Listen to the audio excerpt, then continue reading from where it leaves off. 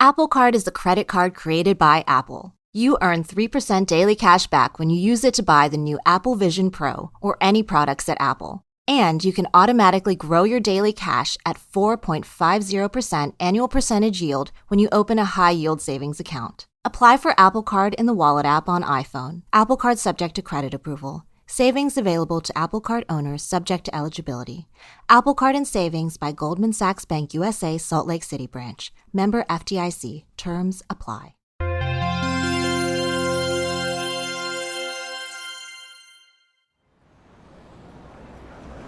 Hi, Kyle. Hello, how's it going? It's good, how are you? Thank you so much for doing this. Of course, I love coffee shops.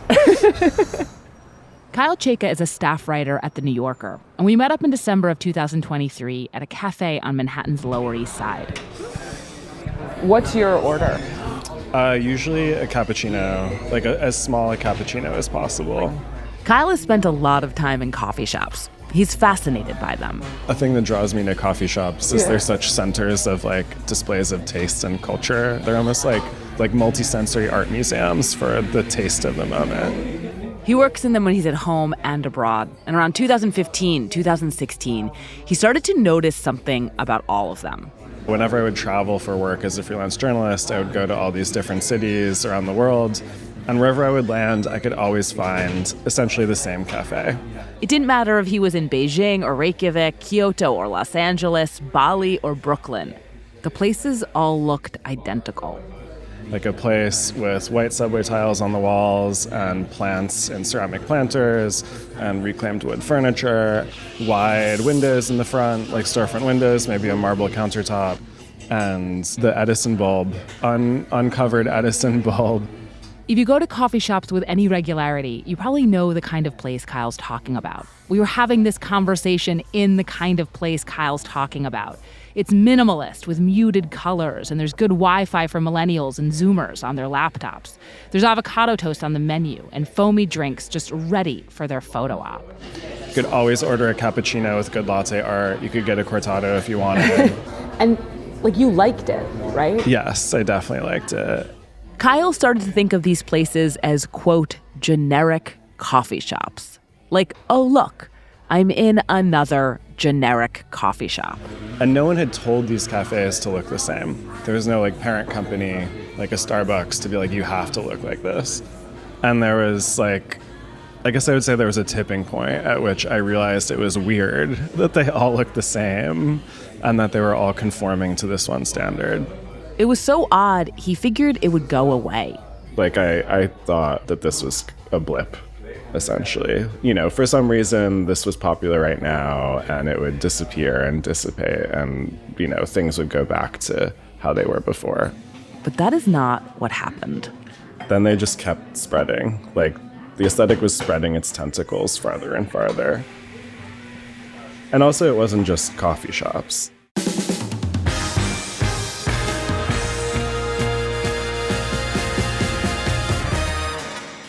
This is Decoder Ring. I'm Willa Paskin. The sameness of coffee shops all over the world was so confounding to Kyle Chayka that it sent him down a rabbit hole. One so deep that it resulted in him writing a book called Filterworld: How Algorithms Are Flattening Culture. It's about how the internet is shaping our taste in coffee shops, and also way more than that. In today's episode, Kyle's going to walk us through the recent history of the cafe to help us see how digital behavior is altering a physical space hundreds of years older than the internet itself, and how those changes are happening everywhere. It's just easier to see them when they're spelled out in latte art. So today on Decoder Ring, why do so many coffee shops look the same?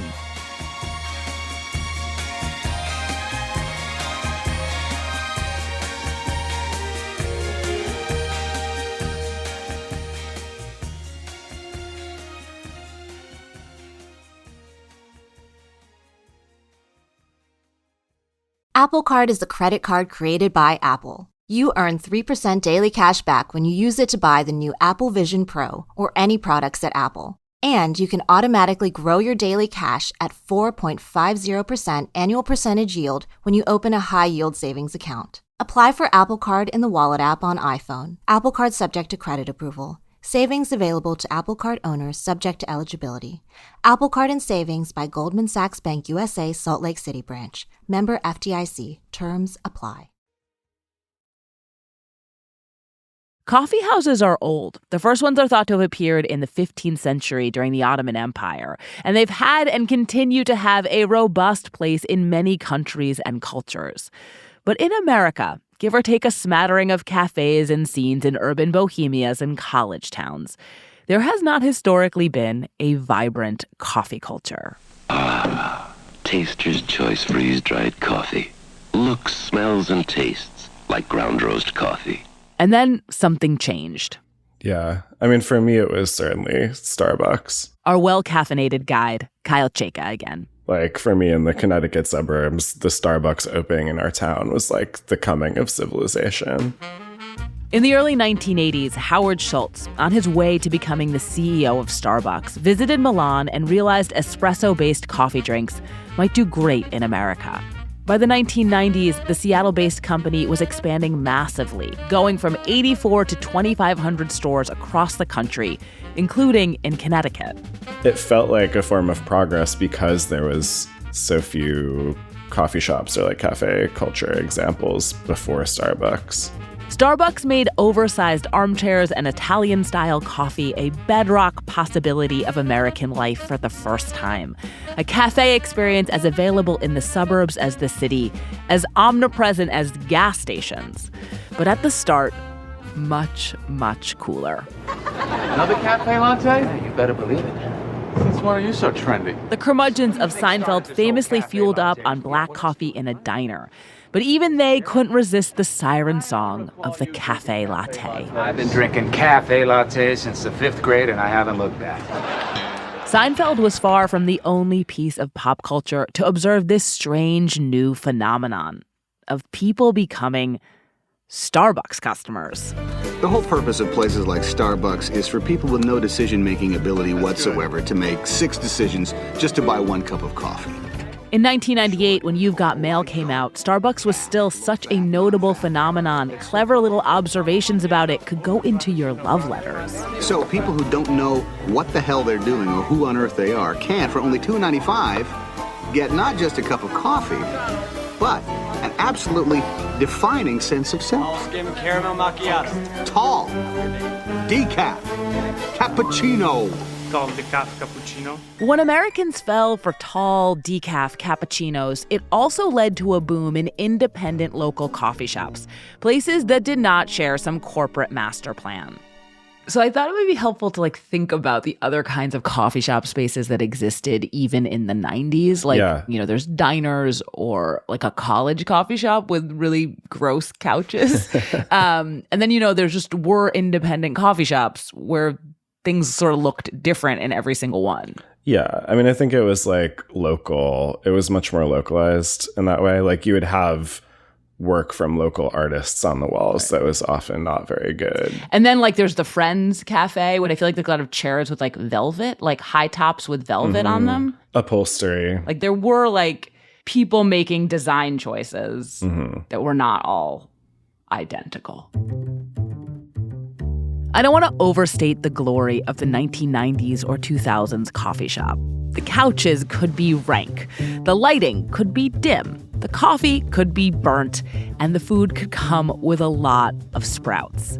But if you went to one in another state, let alone in another country, it would have been weird for it to be exactly like your local spot. And I know that because I thought it was weird.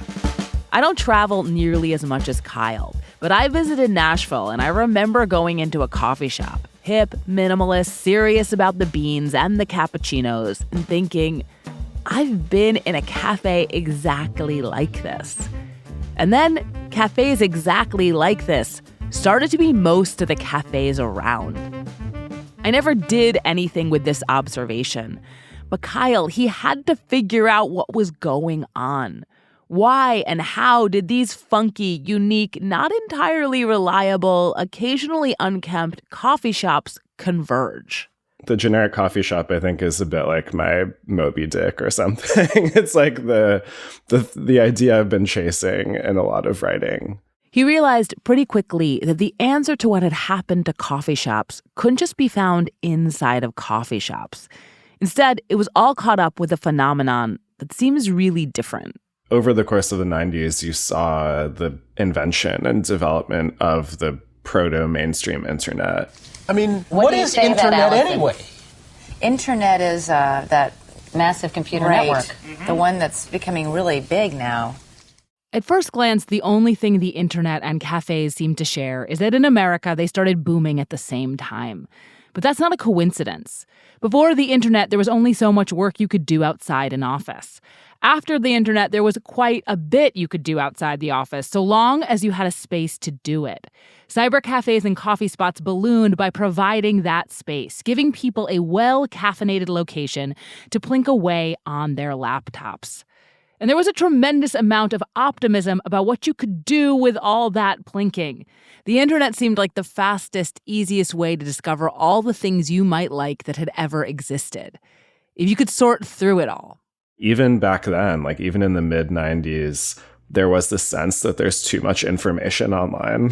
Like at a time when there were only like, say, hundreds of thousands of websites, people are already like, oh shit, oh no, this is going to be too much. We're going to have too much content. So researchers, coders, hobbyists, and companies started developing tools to help early internet users deal with this flood of information, deploying little bits of computer code, which we now know by another name. Algorithms.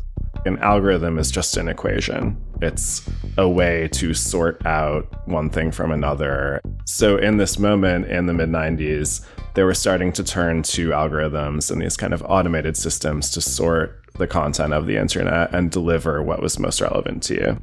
These algorithms did some really straightforward things, like sorting emails based on who sent them to surface the ones likely to be most important to you, or helping you to find websites that reflected what you were actually searching for, which was Google's great innovation. Algorithms could filter out what you didn't need to show you what you wanted to see. And as helpful as algorithms could be, you were still deciding what that was. Like in the mid-2000s, when I was spending a lot of time writing and procrastinating in a coffee shop that turned into a bar at night, being on the internet meant reading blogs whose URLs I had typed into my browser and listening to songs that I had personally loaded into my iTunes. But a few years later, that would begin to change. Circa early 2010s, when, Twitter is in an early phase, Instagram is just getting popular, I don't think we knew that they were going to take over our lives in such a way. Social media platforms initially seemed like fun, convenient clearinghouses for content and connection, a more streamlined way to be online, a simpler way to waste time at a cafe. And of all the things social media platforms were predicted to do in these early days, changing the decor of the place you were procrastinating in was probably low on the list. But when we come back, we're going to explore how that's exactly what happened.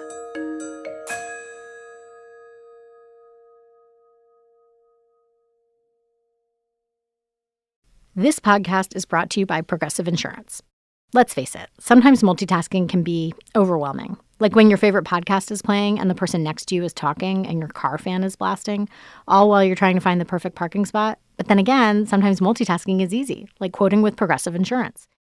They do the hard work of comparing rates so you can find a great rate that works for you, even if it's not with them. Give their nifty comparison tool a try, and you might just find getting the rate and coverage you deserve is easy. All you need to do is visit Progressive's website to get a quote with all the coverage you want, like comprehensive and collision coverage or personal injury protection. Then you'll see Progressive's direct rate, and their tool will provide options from other companies, all lined up and ready to compare, so it's simple to choose the rate and coverages you like. Press play on comparing auto rates. Quote at Progressive.com to join the over 29 million drivers who trust Progressive. Progressive Casualty Insurance Company and Affiliates. Comparison rates not available in all states or situations. Prices vary based on how you buy. This podcast is brought to you by Progressive Insurance. Whether you're driving, cooking, or doing laundry, Progressive knows the podcasts you listen to go best when they're bundled with another activity. Much like how their Progressive home and auto policies go best when they're bundled. Having these two policies together makes taking care of your insurance easier and could help you save, too.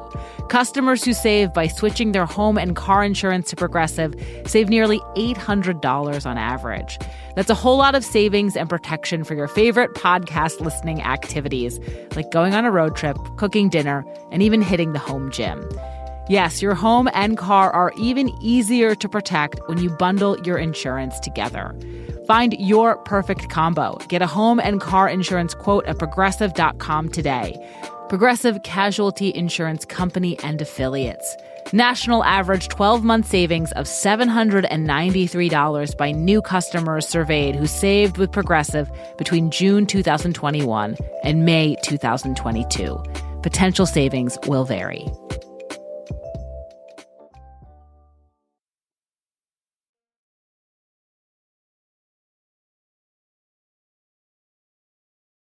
So when did you see the generic coffee shop aesthetic really take off? So I think in the early 2010s, more and more culture was moving online. Like our consumption of culture was increasingly flowing through Twitter and Instagram and Tumblr and YouTube.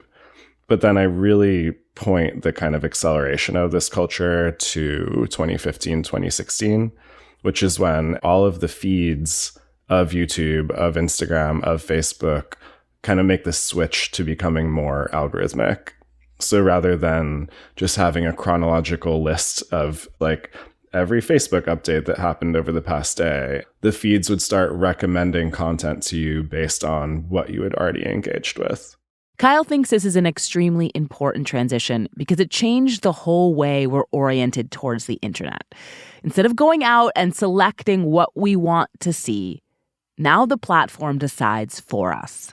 The message of algorithmic feeds, of social networks, was we will give you what you like.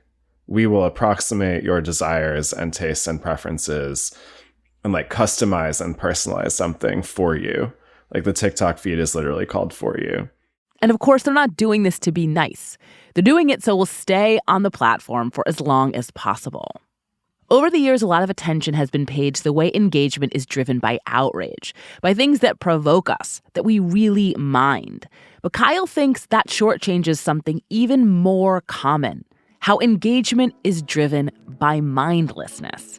I mean, I think there's different forms of mindlessness. Almost one form of mindlessness is the ambient lo-fi chill hip-hop beats, which is you're pointedly not supposed to pay attention to them. You're doing some other task. You're using them as backgrounds. So it's an unobtrusive, wash of sounds that you can live on top of, essentially. And then there's a different quality where it's the mindlessness of paying attention. You're so immersed in paying attention to an Instagram reel or a TikTok video that you have no other thoughts in your mind. Mindlessness is the bread and butter of social media platforms. There's the fugue state when you're trapped in the infinite scroll on the one hand and the ignorable perpetual Spotify backing track on the other. And though there are punctuating exceptions, in general, the platforms don't want to serve you anything that will snap you out of either of these states. Because the ultimate goal of all of these platforms is just to keep you looking at the stuff or listening to the stuff. It's guiding you toward the most bland thing or the least offensive thing or the most unobtrusive thing. In writing his book, Kyle talked to a musician named Damon Krakowski, who has firsthand experience with the platform's preference for the innocuous. Damon was the drummer in the indie dream pop band Galaxy 500. They put out some influential albums in the late 1980s and very early 90s. They were minimal, drenched in reverb, and sounded like nobody else at the time. But you wouldn't know that based on the songs Spotify recommends. Damon found that Spotify would only promote the most generic tracks by that band. The Spotify algorithm somehow fixated on this track Strange. Strange hadn't been a hit single. There had been no music video for it. It didn't sound that much like Galaxy 500. And that's exactly why the algorithm pushed it. It was because it sounded like a generic, 80s, 90s rock band track. And that was an ironic, conscious choice that the band had made at the time to kind of be isn't it funny we're playing a generic song? But then Spotify runs with it, and it's like, oh, wow, this is so effective as generic music that everyone should listen to it. Right, and the thing is also that, like, when you do listen to that generic thing, then the algorithm just thinks you want more generic things, and it just keeps ping-ponging back and forth until we're just in this sort of, like, beige, blonde-wood, lo-fi beats generic world. Yeah, it's just like, of course it becomes narrower and more homogenized. Like, all we're being exposed to is what the algorithmic system is showing us. You can probably see the effects of all of this for yourself. It's hard to get Spotify to play something that sounds different than what you've listened to before. Netflix only suggests shows and movies in genres you've already watched. Your TikTok For You page has you pegged, and Instagram is awash in ads for stuff you've already bought. But the algorithmic feeds aren't just serving blandness online. They're altering our physical world too. And when we return, we head back to the perfect place to see it happen. Can I just have a cappuccino with regular milk, small? I feel like all podcasts should be recorded in coffee shops.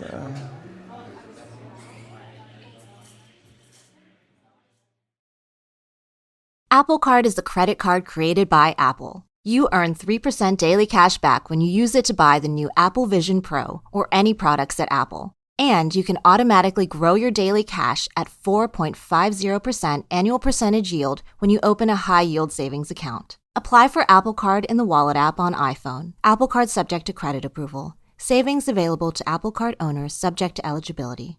Apple Card and Savings by Goldman Sachs Bank USA, Salt Lake City branch. Member FDIC. Terms apply. This episode is brought to you by Shopify. Forget the frustration of picking commerce platforms when you switch your business to Shopify, the global commerce platform that supercharges your selling wherever you sell. With Shopify, you'll harness the same intuitive features, trusted apps, and powerful analytics used by the world's leading brands. Sign up today for your $1 per month trial period at shopify.com/tech, all lowercase. That's shopify.com/tech.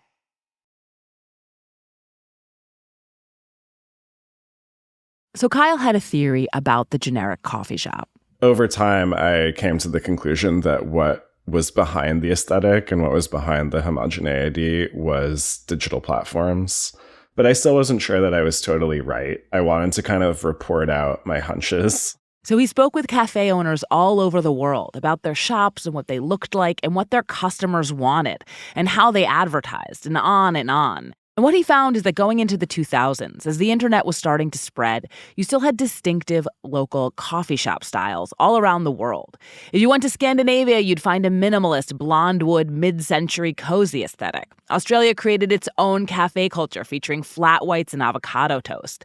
And there was the steampunk-inflected Edison bulbs and raw wood decor of Brooklyn. And the internet made it easy for the people in these scenes to discover one another. So I think first it created a web. Instagram early on was this way that all these different coffee shop owners connected to each other. So they could suddenly find each other and see how, the barista in Berlin was making his latte art versus the guy in Sydney. It was a classic cultural exchange happening over great distances at hyperspeed. Cafe owners were globalizing, borrowing from their faraway colleagues. But once the algorithmic feed switched on, baristas discovered that customer demands were changing too. As this community of coffee shop creators came together, consumers also started expecting similar things from each one. Like, there's a kind of singular cappuccino format that the consumer who's like very Instagram savvy comes to expect. Did they feel like people were coming in and being like, do you have a flat white? Yes, absolutely. These things very quickly became an expectation of every coffee shop. Like, you kind of went from never knowing avocado toast existed to it being the most universal millennial coded food item that has ever existed in the space of 3 years. So cafes were feeling pressure to have the same menu, but they were also feeling pressure to look a certain way in real life, but even more importantly, online. As I talk to the cafe owners, there's certain ways in which they have to conform. So the first digital space that they have to conform to is Google. Like, they have to be findable on Google search. They have to make sure the photos on their Google Maps listing are good and like look nice. And then a lot of them talked about this pressure to be on Instagram and post the top-down snapshots of cappuccinos and latte art in a nice natural light. If they didn't do it, what happened? One, they were going to get far fewer new visitors, like particular for tourists traveling through some of these cities. They weren't going to like catch their attention as successfully if they didn't have the good photos and the high star rating. The threat of it too, I think, is like failing to stay in people's minds almost. And it meant that they just had to like talk the Instagram talk. You might be listening to this and thinking, okay, fine. Your business has to be on Google Maps. Maybe, for whatever reason, you've even decided it has to be on Instagram. But what makes it so it has to be on Google or Instagram or Yelp with the exact same aesthetic as everyone else? Why couldn't you do something different? Why do you have to do minimalism and fiber art and cold brew? Why can't you just do your own thing? And you could, but there are risks. One is that a platform like Instagram might not surface your posts. The economic incentives of algorithmic feeds is like, you will only get attention and therefore money if you conform to the most successful trips of this platform. But the other, maybe even bigger risk is that you might turn off your potential customers, that the people on the other side of the algorithm looking for a coffee shop or a restaurant or an Airbnb or a piece of furniture or a wall hanging, they'll be so used to a particular aesthetic, to certain signifiers of quality and style, that they might ignore you if you don't display them. And that includes a customer like Kyle. Yeah, I feel like I'm guilty of using this to judge places as well. I still prefer that generic aesthetic. I'm like, oh man, this place doesn't have subway tiles. This must suck. And this is the really confounding thing about the rise of the generic space. The reason Kyle's been chasing it down like Moby Dick. It's a window into the homogenizing effect algorithmic feeds are having on culture, experiences, and locations, yes. But it's also a window into the homogenizing effect they're having on us. So I told you about how Kyle's obsession with the generic coffee shop started when he was traveling all over the world as a young journalist on assignment. And he had a ritual whenever he would arrive in a new place. I would open Yelp or Google Maps, and I would search in the little search bar, hipster coffee shop. It knew exactly what I was talking about. And it could just deliver the results of these generic minimalist coffee shops that I was looking for. He liked the places the algorithm found for him. They made coffee he liked. They had good Wi-Fi. He could do work there. He felt comfortable in them. But over time, his feelings about them got more complicated. I was both looking for these cafes, and I liked them and enjoyed being in them, and I was grossed out.